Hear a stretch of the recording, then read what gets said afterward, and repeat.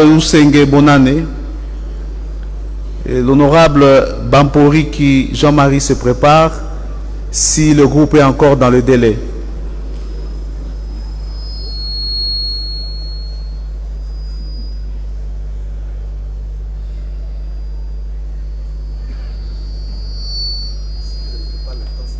Merci. Rapporteur.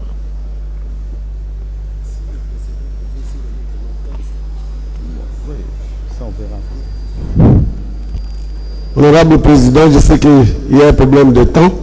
Je préfère résumer le document que j'ai préparé pour l'Assemblée. Le texte, vous le trouverez dans la presse, je l'ai mis là-bas. En résumé, je voudrais parler de la question de la sécurité. Le Premier ministre, quand il a été désigné, il a promis de résoudre les problèmes de sécurité à l'Est. Notamment, nous attendons le retrait de l'armée monoethnique qui règne en maître depuis plusieurs décennies à l'Est. Nous voulons rappeler que cette armée qui sème la terreur est installée depuis la création de la rébellion RCD. Sous le E+4, la même armée est maintenue.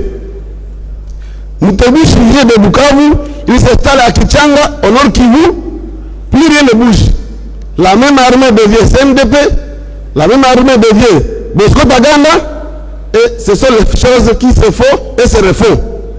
Je voudrais en appeler à la communauté nationale ici représentée pour dire que la population en a assez avec les politiciens de l'Est du pays.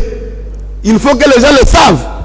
Les députés du Nord Kivu se sont réunis la dernière fois, ont déposé un mémorandum qui sied chez le président ici.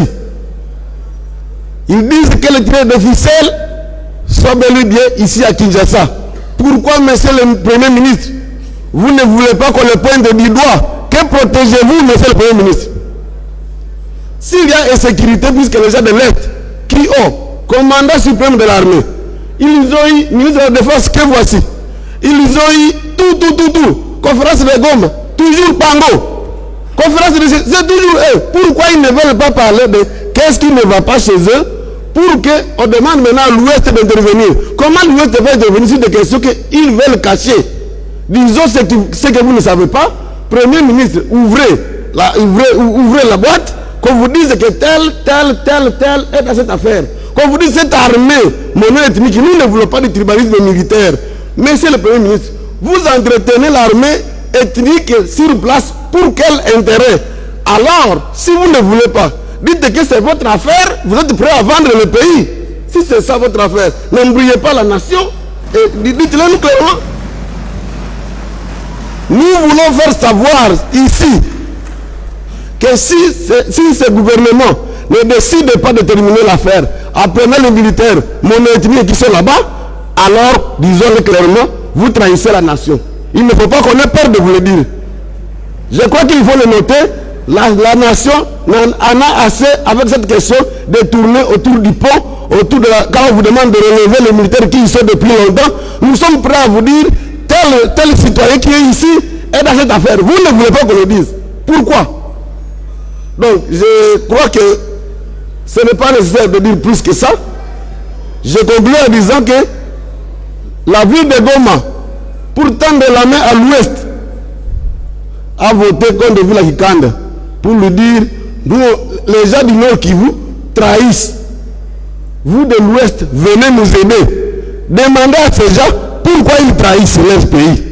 Demandez à ces gens pourquoi on soutient les pays voisins à dominer leur pays, mais ces pays voisins-là ne nous aident à rien. Quel est le problème? Je m'arrête là pour dire que si le Premier ministre est actuellement nommé, lui n'aura pas d'excuses. Son prédécesseur, on peut l'excuser, il ne connaît pas les affaires de l'Est. Mais lui, il y a vécu. Si, encore une fois, comme le ministre de la Défense, sortant, il a déclaré ici, en réponse à ma question, qu'il va retirer tous ses militaires. Il vient de quitter, il ne les a pas retirés. Vous aussi, si vous ne sortez pas ces gens-là, nous dirons que vous vous attendez quelque part pour vendre l'Est, alors ne dérangez pas tout le monde, c'est votre affaire, vous aurez vendu. On s'arrête là, merci beaucoup.